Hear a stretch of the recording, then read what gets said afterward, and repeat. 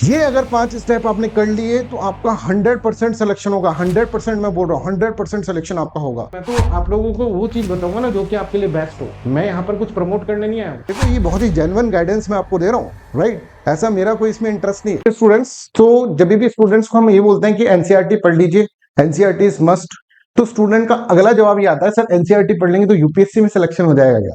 आज इसी चीज को समझते हैं कि क्या एनसीईआरटी पढ़ लेंगे तो उसके अंदर यूपीएससी में सिलेक्शन हो जाता है क्या, और एनसीईआरटी पढ़नी है तो वो कैसे पढ़नी है, कहाँ से पढ़नी है, ये मैं आपको इसके अंदर बताऊंगा, राइट। एक बहुत ही जेन्युइन सा आपको गाइडेंस प्रोवाइड कर रहा हूँ जिसके अंदर आपको ट्रू वे के अंदर एक पाथ मिलेगा यूपीएससी सीएससी के अंदर क्या करना क्या है प्रिपरेशन में, ये इसके अंदर है। बट आप लास्ट तक देखेंगे तभी इसके अंदर मजा आएगा। ज्यादा आपका समय नहीं लेंगे, हमको पता है 10 से 15 मिनट का आपका समय लेंगे क्योंकि हमें पता है आपका समय बड़ा कीमती है, राइट। तो लेट्स स्टार्ट दस की क्या एनसीईआरटी पढ़नी चाहिए क्या। तो हम चलते हैं यूपीएससी के चेयरमैन के पास। इस बार उन्होंने कुछ कहा है, इतना क्रिटिसिज्म उनका हुआ कि उनको बोलना ही पड़ गया, राइट। क्या कहा है उन्होंने?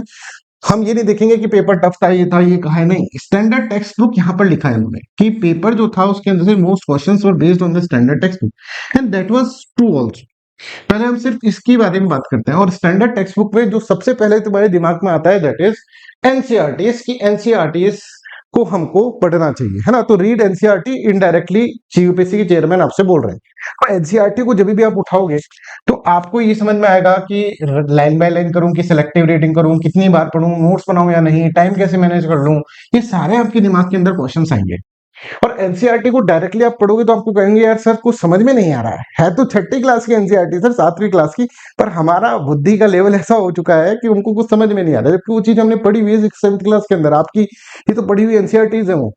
तो उसको किस तरह से यूपीएससी लेवल का पढ़ना है, यूपीएससी के डायमेंशन में पढ़ना है, वो हमको इसके अंदर समझना होगा। तो देखिए बच्चों, एक बहुत इजी तरीका आपके पास है जो कि स्मार्ट स्टडी बोलते हैं ना अपन को, हम बोलते हैं स्मार्ट स्टडी हमको करनी चाहिए। तो स्मार्ट स्टडी का ये है कि अगर जैसे आप मेरा वीडियो देखें तो ऑब्वियसली आपको ये समझ में आता है मेरा पढ़ाया हुआ, राइट। और कई बच्चे ऐसे हैं जो बोलते हैं सर आप ही पढ़ाया करो जिससे कि हमको ये चीजें समझ में आए, आपसे ही फ्रीक्वेंसी मैच हो गई। तो जो भी बच्चे मेरे से या फिर किसी और भी टीचर से कर रहे हैं तो उनकी वीडियोस की थ्रू, जैसे मुझे पता है कि इन वीडियोस के ऊपर मैंने बहुत मेहनत करी है, तो इनके ऊपर आपको क्या करना चाहिए, ये वीडियोस देखकर एनसीईआरटी को कवर करना चाहिए, मेरा तो ये मानना है। और ये वीडियोस ऐसा नहीं है कि मैं अपना कोई चैनल प्रमोट कर रहा हूँ उसके अंदर, देखिए किसी और चैनल पे बनाया गया है, जब हम कहीं और पढ़ाते थे तब की बात है। जैसे अनअकैडमी का चैनल है लेट्स क्रैक यूपीएससी जीएससी, जिसको छोड़े मेरे को 4-5 साल हो गए, बट मैं तो आप लोगों को वो चीज बताऊंगा ना जो कि आपके लिए बेस्ट हो। मैं यहाँ पर कुछ प्रमोट करने नहीं आया हूँ। तो यहाँ पर ये जो चीज है इसके ऊपर आप फोकस कर सकते हैं कि साहब ये लेट्स क्रैक यूपीएससी सीएससी नाम का चैनल है, उसके ऊपर सर ने पॉलिटी की एनसीईआरटी पढ़ा रखी है। 6 से लेकर 8th क्लास की पॉलिटी की एनसीईआरटी यहाँ पर आपको मिल जाएगी, right. I hope this is clear. दूसरी जो चीज है कि सर चलो पॉलिटी का तो कर लेंगे सर इधर से, और तो भाई हमने सारी एनसीईआरटी पढ़ा रखी फॉर योर काइंड इन्फॉर्मेशन, ठीक है। हमने 4 साल पहले ही सारी एनसीईआरटी पढ़ा दी थी बच्चों को, और बहुत सारे बच्चे इनको देख देख के, कई आप इसके नीचे कमेंट भी देखोगे तो कई बच्चे बोल रहे हैं सर ये वाला क्वेश्चन डायरेक्ट आ गया, ये आ गया। जैसे इस बार हिस्ट्री में से 2-3 क्वेश्चन डायरेक्ट आ गए थे जो कि 6th क्लास के एनसीईआरटी के अंदर हमने पढ़ाया था बच्चों को, राइट, 6th 7th क्लास के एनसीईआरटी में। तो ये आप इसके अंदर देख सकते हैं, right. I hope this is clear to everyone. ये एनसीईआरटीज, हर एनसीईआरटी आपको यहाँ पर मिल जाएगी। फॉर एग्जांपल आप यहाँ पर देखिए एनसीईआरटी ये वाली है इकोनॉमिक्स की एनसीईआरटी, राइट। अलग अलग चैनल्स में, अनअकैडमी की ही चैनल्स हैं सारे, ठीक है, बट अलग अलग हैं, राइट। इकोनॉमिक्स की दूसरी एनसीईआरटी मिल जाएगी आपको, 12th क्लास की एनसीईआरटी मिल जाएगी, इवन साइंस एंड टेक्नोलॉजी की एनसीईआरटी भी मिल जाएगी। पर साइंस और टेक्नोलॉजी की एनसीईआरटी आपको अधिष्ठान है इसकी, जिस चैनल पे भी आप हैं उसके ऊपर आपको मिलेगी, राइट। इसी तरह से हमने कुछ एनसीईआरटीज नहीं पढ़ाई थी, सब बच्चे बोल रहे सर एंशिएंट की भी एनसीईआरटी पढ़ा दो आप, सारी तो पढ़ा दी है बस एंशिएंट की बची हुई। तो एंशिएंट की स्टार्ट हमने कर दी है, इसके ऊपर 3-4 क्लासेस हो गई। तो एनसीईआरटीज आपको यहाँ से कवर करनी है। अब ये बात तो हो गई कि एनसीईआरटी कवर तो कर लेंगे हम सब, ठीक है सर, उसके हम नोट्स भी बना लेंगे। नोट्स कैसे बनाने हैं ये भी मैं आपको पर्सनली गाइड कर दूंगा। बट क्या सिर्फ एनसीईआरटी पढ़ने से हो जाएगा क्या यूपीएससी? ये एक पॉइंट आपके दिमाग में होगा कि एनसीईआरटी पढ़ने से यूपीएससी हो जाएगा क्या? तो इसका बड़ा सा आंसर है दैट इज नो। यहाँ पे सिर्फ उन्होंने स्टैंडर्ड टेक्स्ट बुक ही नहीं बुलाया, उसके साथ government websites, press release, reputed newspapers, ये सब भी आपको पढ़ना पड़ेगा, समझ में आ रहा है। तो इसके बाद जो होता है वो आता है करंट अफेयर्स। और करंट अफेयर्स में सिंपल सा है, क्योंकि मैं आपको इसको सिंपल सा इसलिए बोल रहा हूँ क्योंकि इस बार ऐसा ही हुआ है कि 1.5 ईयर करंट अफेयर्स की जो सीरीज हम चलाते हैं वो आप इस बार देख लेना, जो कि कल से ही स्टार्ट हो रही है। और इस बार 1.5 ईयर करंट अफेयर्स की सीरीज के अंदर, क्योंकि हम 2020 से पढ़ाते आ रहे हैं ना, ये देखिए 2020 का है ये वीडियो, अगेन अनअकैडमी पे ही है ये 2022 का, है ना। तो हमें पता है इस गेम को हम जानते हैं 2025 का, और 2026 में तो हमने कमाल ही कर दिया है। बहुत सारे क्वेश्चंस, ये सब क्वेश्चंस हमने इसके अंदर पढ़ाए हुए हैं, यूट्यूब के चैनल पे आपको मिल जाएंगे। देखो हमने यहाँ पे वीडियो भी बनाया है काफी, ये वाला क्वेश्चन भी इसके अंदर है। देखो मैं दिखाता हूँ कैसे 14 क्वेश्चन इसके अंदर से आ गया। और क्या चाहिए आपको, ये देखो जब ऐसा पेपर आ रहा है और 14 क्वेश्चन इसमें से आ रहे हैं, बिल्कुल डायरेक्ट डायरेक्ट, ये सारा का सारा मैंने एक्सप्लेन कर रखा है नीचे वीडियो के अंदर, लिंक भी डाल दूंगा मैं, उसमें आप देख लेना। ये देखो सारे क्वेश्चंस इस तरह से आ रहे हैं, मैं पूरा का पूरा एक एक लाइन, ये यहाँ पर हमने 7.93 लिख रखा है, यहाँ पर देखो 8%, ये सब कुछ इसके अंदर, राइट, ये वाला, राइट। इसके अंदर सेकंड जो क्वेश्चन है वो भी डायरेक्टली इसके अंदर दे रखा है, 270 नेट जीरो इमिशन, सब डायरेक्ट डायरेक्ट क्वेश्चन इसके अंदर से आ रहे हैं, राइट। तो ये सारे क्वेश्चंस हमने इसके अंदर बता रखे हैं। तो इसका मतलब क्या हो गया कि ये प्रूफ हो चुका है, इतना हार्ड पेपर आने के बावजूद भी, इतना हार्ड पेपर आने के बावजूद भी 15 क्वेश्चंस जो है, 16 क्वेश्चन जो है हमारे करंट अफेयर्स के अंदर से आए। Are you getting this point? तो this is how you have to understand this importance of current affairs. और हम अपना नया करंट अफेयर जो स्टार्ट कर रहे हैं 1.5 ईयर करंट अफेयर सीरीज, जिसके अंदर हम कल से ये लेक्चर स्टार्ट कर रहे हैं, इसको देखिए करंट अफेयर्स के अंदर। तो क्या सिर्फ सर 1.5 ईयर करंट अफेयर्स को देखने से काम चल जाएगा? नहीं भाई, नहीं चलेगा। एक और चीज आपको करनी पड़ेगी, आपको न्यूज़पेपर पढ़ना पड़ेगा, क्योंकि ये तो सिर्फ हम प्रीलिम्स का करंट अफेयर करा रहे हैं, न्यूज़पेपर आपको पढ़ना होगा। और इसमें मैं आपकी ऐसे कोई मदद नहीं कर पाऊंगा, बट आई विल ट्राई, है ना। न्यूज़पेपर को भी आप वीडियो से कर सकते हैं, बट खुद भी पढ़ सकते हैं, क्योंकि हम हमारे कॉम्प्रिहेंसिव बैच में तो पढ़ाएंगे, पर वो पेड कोर्स होगा, तो उसमें डेली का आधा घंटा पढ़ाएंगे। बट अगर मेरे को लगेगा या फिर टीम अलाउ करेगी तो मैं उसको भी यूट्यूब पे डाल दूंगा आप लोगों के लिए, है ना। न्यूज़पेपर क्योंकि इंपॉर्टेंट, तो न्यूज़पेपर मेंस एग्जामिनेशन के लिए न्यूज़पेपर में आपको इसके अंदर पढ़ना पड़ेगा, right. I hope this is clear. तो आपको क्या करना है, पहले एनसीईआरटी पढ़नी है, फिर आपको करंट अफेयर्स कंप्लीट करना है, फिर करंट अफेयर्स। अब तीसरा क्वेश्चन ये है सर, एनसीईआरटी भी कर लेंगे, करंट अफेयर्स भी कर लेंगे, तो इससे क्या यूपीएससी हो जाएगा क्या clear?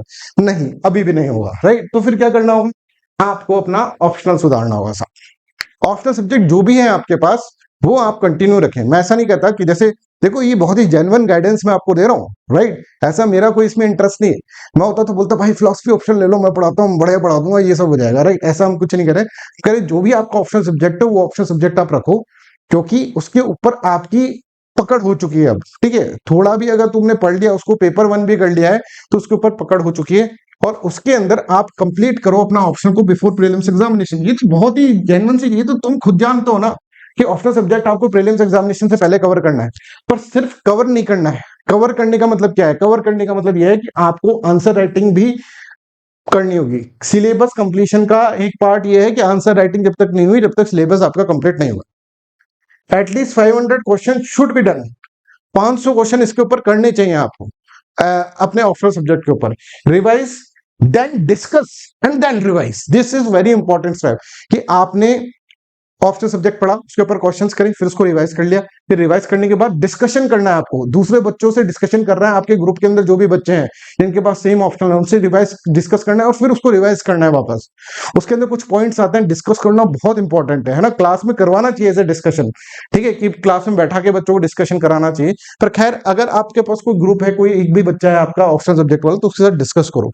That is the third thing. तो मतलब पहली चीज हमने बोला कि एनसीईआरटी पढ़ो बच्चों। दूसरा हमने कहा कि करंट अफेयर्स के अंदर 1.5 ईयर करंट अफेयर्स प्लस आप अपना न्यूज़पेपर पढ़ें। और तीसरी बात हमने कहा कि आपके ऑप्शनल सब्जेक्ट के अंदर फोकस करो आप। अब क्या इससे भी हो जाएगा क्या?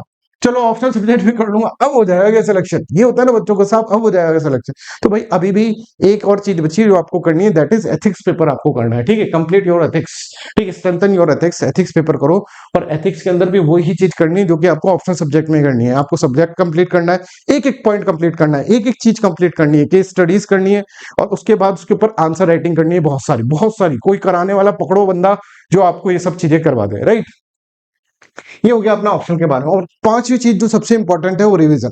ये अगर 5 स्टेप आपने कर लिए तो आपका 100% सिलेक्शन होगा। 100% मैं बोल रहा हूं, 100% सिलेक्शन आपका होगा यूपीएससी एग्जामिनेशन के अंदर। ये 5 चीजें आपको करनी है, राइट। अच्छा, ये है कि अगर आपसे ये सब चीजें नहीं हो रही है, ठीक है, मैनेज नहीं हो रहा है। अगर मैनेज हो रहा है देन इट इज फाइन। अगर मैनेज नहीं हो रहा तो ये सभी चीजें हम अपने इंटीग्रेटेड कॉम्प्रिहेंसिव बैच के अंदर कराने वाले हैं, जिसको बहुत ही अफोर्डेबल प्राइस के ऊपर है, आप इसको ज्वाइन कर सकते हैं। 1 जुलाई से स्टार्ट हो रहा है, जिसके अंदर हर वो चीज जो कि आपको रिक्वायर्ड होगी, यहाँ पर देखो हर वो चीज देखिए, कॉम्प्रिहेंसिव कवरेज ऑफ सिलेबस करवा रहे हैं।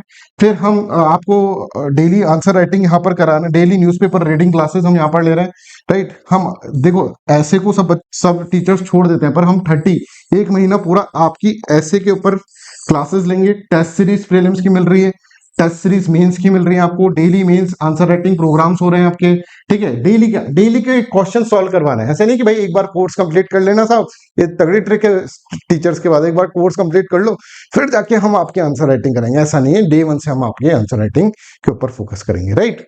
सो इस तरह से आप अपना डिसीजन खुद लें।